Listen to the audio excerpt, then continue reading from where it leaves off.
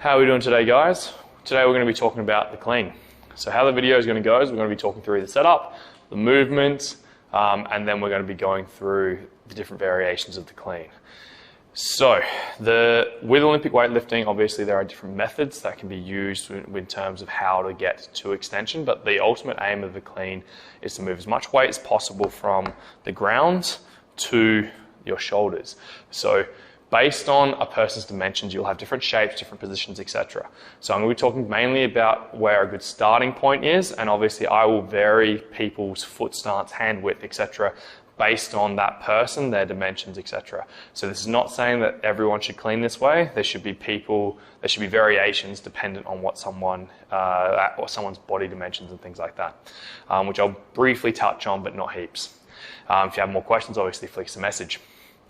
So with your setup, what we're ultimately looking to create obviously is a bar traveling vertically upwards to then catch in that front rack. When you're creating that clean, everything is about creating a vertical path, moving your body around that bar so that the bar doesn't have to travel forwards and backwards. If you create that, particularly once you're talking about body weight, you're not going to be able to control that bar and catch it cleanly. So with that setup, first thing to talk about is hands and contact point. Contact point is completely dependent on someone's dimensions relative torso length to relative limb length. Someone with really long arms and really short torso is going to have quite a low contact point, whereas someone like me, who's going to have quite short arms relative to their body and quite a long torso, is going to have quite a high contact point. This means that I'm either going to have narrower or wider hands. In terms of where we want to actually contact, ideally the closer to the hip the better. By the same token, you don't necessarily want to be bending the arms to achieve that. However, sometimes in some people there is a benefit to that, but that's a very advanced skill and you shouldn't necessarily be trying to do that. In most cases, you don't want to be doing that. So in terms of hand points, so with guys obviously, there's obviously an extra added obstacle in terms of the nether regions. So we've got someone like me, for example, if I hang where most people will normally like to sit with long arms, I'm actually basically hitting myself straight in the nether regions. So I'm going to have to basically either narrow my grip, which actually is too narrow, in which case I can't clean there to drop it below, so that's just not an option for me, or I'm going to have to go wider to the point where it hits me up closer to the hip so I can actually extend properly. So with a lot of people, this is something, or with guys in particular, you need to be thinking about this and manipulate the contact point based off that. Now, for someone who has a wider, obviously, grip, they need to be able to front rack in that position, which requires more external rotation and more shoulder flexion and basically a little bit more rotation through things like elbows and stuff like that. So someone may need to go wider, but they may not have the mobility to do that straight away. And obviously we need to be keeping full grip on the bar when we do that. So there's a few different things you need to be thinking about that. Now, based off that, your setup is obviously going to be affected by how wide your hands are. If I'm setting up with a narrow grip, it means my legs must be in a narrow position. If I go with a wider grip, I've got a lot more space to drop down. This obviously can come down to things like hip mobility, ankle mobility, stuff like that. But in general, you set your hands off your contact point, and then you set your feet off your hands. And that will allow you to set into that bottom position to allow you to then drive upwards. So obviously that's a bit ambiguous, but in general, those are the basic cues that we want to be thinking about. Now, in terms of the actual movement itself, in terms of your setup off the ground, we want to be creating flexion in the upper back, creating protraction. From there, you want to be creating a slight extension with the tailbone to allow yourself to flex the hips. From there, you're going to be trying to create tension with your lats, pulling that bar into your shins. From there, you're going to be looking to drive upwards, and the hips and shoulders should move at the same rate, which is going to create a vertical shin. From there, that's going to allow you to pass the knee. From that point, you need to bring the knees back in underneath the bar, which is going to allow you to keep your feet balanced on the ground. And from there, to create a vertical extension upwards to then move into your pull underneath the bar, which is going to allow you to then shrug, drive the elbows upwards, and obviously rotate under and catch into your full front rack. So those are the base ideas that we want to be going through. Now, how do we cue that? I'm going to be doing a couple of cleans. I'll run you through the action, but essentially we want to be thinking about moving the body around the bar at all points. So to cue you through it and talk you through it, From the bar, you want to be setting your feet underneath that bar. Remember, you should already know where your hands are going to be. So I know for me, it's roughly going to be about thumb length away from the center knurling. From there, setting my feet underneath that bar, I'm going to protract and create some flexion in my upper back. I'm going to internally rotate my arms so the elbows are pointing left and right. From there, I'm going to pull my tailbone back and drop my hips so my shoulder is directly over the top of the bar, which is going to allow me to then drive vertically with my chest up, lats are tightened in, so that I'm pulling that bar into my body. From there, I'm going to drive vertically with my quads. That's going to allow me to keep my shins vertical with keeping my shoulder above the bar. From there, it's going to allow me to move my hips forwards and knees forwards underneath that bar. From that point, I can now start to extend vertically with hips, knees, and ankles to then allow me to shrug and pull myself underneath that bar to create the clean.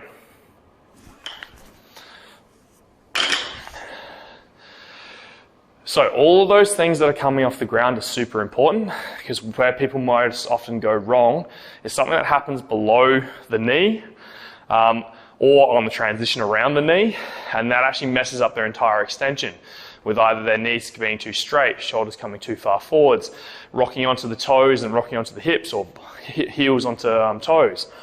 All these things are going to affect your clean and your ability to actually extend upwards. So think about really being crucial, like really focused on how you position yourself as you travel up the leg, because that's really going to allow you to create a much better position to extend vertically and to drive vertically. Okay, so in terms of the arm action, we're going to quickly talk about that. The arm action that we're looking for, because obviously it happened quite quickly, arm action that you're looking for is as you hit extension, you want to be creating a shrug. This creates height on the bar. From there, you're looking to drive the elbow upwards, which will create an elevation, not a retraction. If you're pulling backwards, you're going to be pulling the bar away from you, and you're most likely going to be extending through the spine, which is not what we want. So think about driving upwards, that way you keep your compression. From there, you're going to be rotating and protracting into that front rack position, which is going to allow you to get those elbows up nice and high, and obviously dropping underneath the bar. In terms of foot movement, the foot should lift and slide sideways with the heel and whole foot moving out together. We're not talking about creating rotation unless you necessarily squat like that normally, although in general you don't want to be doing that too much. And then from there, obviously, once you've caught it, you're thinking about obviously going to your squat or your power or whatever it is you're doing with your catch. For clarification, a power means you catch with your hips above parallel, anything through that range, whereas a squat clean is anything below parallel at the bottom of the rep. So obviously it depends on what your specifics are. Okay, so that's what we're talking about with the clean, and that's the action we want to go through. I'm going to quickly just do 2 reps so you can watch it without any talking.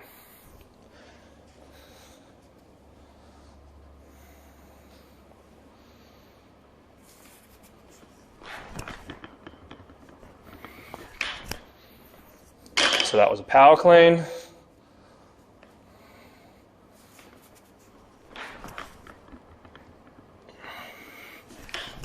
And that was a squat clean. Cool.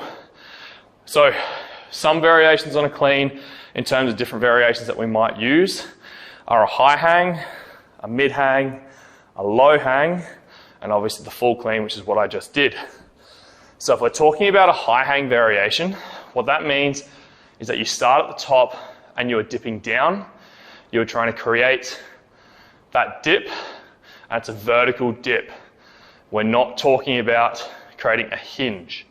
The vertical dip means the knees travel forwards, the hips stay underneath the rib cage, which allows you to practice that final vertical extension and not hinging into it, which is where a lot of people go wrong, where they'll swing the bar.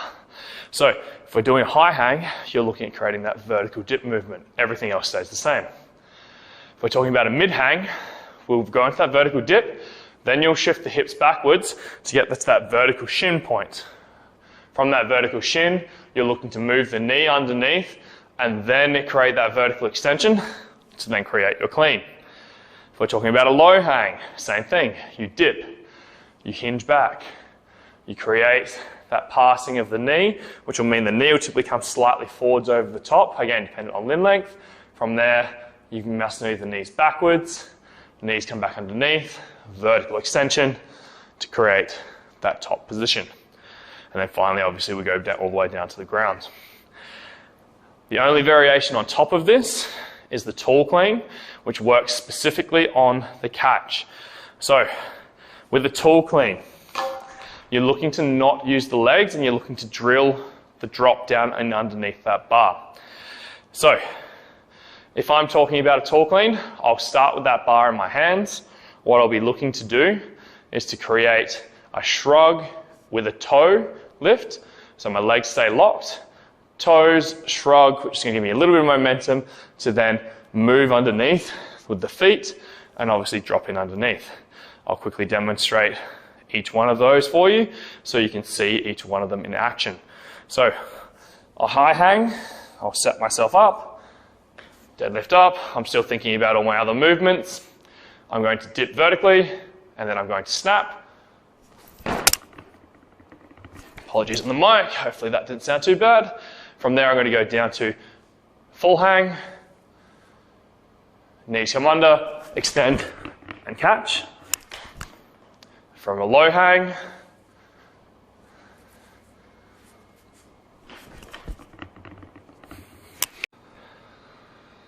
okay, the final variation, obviously you guys have already seen the full clean. Final variation is the tall clean. Now this is all about dropping underneath. From here, what I'm going to try and do is I'm going to try locking my legs and hips. I'm going to be trying to create a toe lift and a shrug.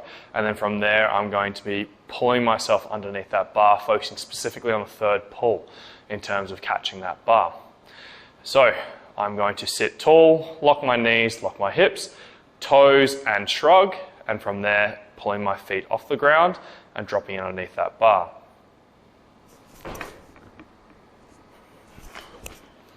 Now, obviously that can be done as a power or as a squat, depending on what you're focusing on. Obviously much lighter weights than your max. That's all about teaching you to move under that bar quickly without the extra assistance, obviously the quads and the hips. Now, final thing to talk about, we have the pull variations. Now, pull variations are specifically relating to how you move that bar off the ground. How we move the bar off the ground is what we've already spoken about. But the drill, a clean pull, specifically refers to working on getting to this extension point with either a shrug or a high pull, where you'll have the shrug and elbow bend to start transitioning that bar upwards towards the catch. Now, these variations can be done from high, mid, low, and from the ground, obviously, with both the normal pull and the high pull. The main difference being is obviously the pull is to the shrug, whereas the high pull is shrug and elbow bend. Other than that, all other movements stay the same. We're going to be going, I'll quickly demonstrate those. What you will see when people refer to this is the first, second, and third pull. The first pull, we are talking about coming up past the knee to the point at which you start to transition where the shoulders start to come backwards, which is typically about mid-thigh. From there, the second pull is the actual extension itself, whereas the third pull is you pulling yourself underneath the bar, which is what that tall clean is specifically before you actually come into that catch. So what we're going to be working through is those first and second pulls, and then obviously if you wanted to work on the third, you'd do the tall clean. So if I'm doing a clean pull, I'd be setting myself up from the ground, exactly like I did earlier.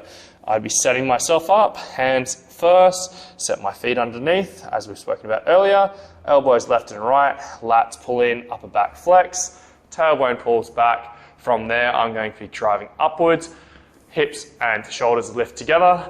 From there, then get past the knees with the vertical shin. Knees start coming underneath, that's the end of my first pull. From now, I start coming into my second pull, where I create extension and shrug, and I should be able to hold the top of that lift for a second or so. So I'm going to come into that extension and hold. I shouldn't need to wobble or step out of that shape. You should feel balanced there. If you don't, you need to work on that. If I'm coming through and doing a high pull, the only variation on that would be that I'd come up and I'd snap and the bar would shift upwards with an elbow bend. Staying nice and close to the body, we're trying to get it to about ribcage sort of height with the assistance with the legs. Notice how I stayed on my toes until the bar came back down. That way you are training yourself to pull high and get height on the bar to allow you to then move underneath. The final variation of the clean that we have is called a muscle clean. Now, a muscle clean can be useful for training specific strength through the third pull in terms of generating height on the bar to allow yourself to move in underneath it and to create a strong third pull to get underneath that bar and drive that bar high through your shrug and elbow movement.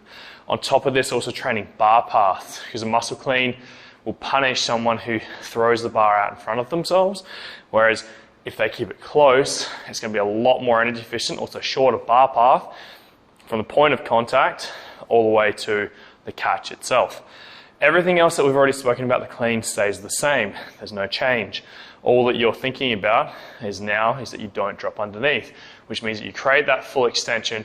There's that shrug, there's the elbow movement, and then you roll underneath, and obviously you come back down to the heel. Some people do it with no heel lift as well. Those are different options, but again, that's all about context. So it depends on what you're specifically trying to do. Some people also do it without a contact point and move through, but again, that comes about timing and context. Here we're going to be using the hip contact to drill the full same action that we've just spoken about. So if I set myself up again, set the hands, set the feet, from there, flex upper back, from there, tailbone pulls back, shoulders over the top of the bar, lift with shoulders and hips at the same time. Shin stays vertical as I move in knees underneath. From there, I'm going to extend and then pull vertically and move underneath. Do one without the talking.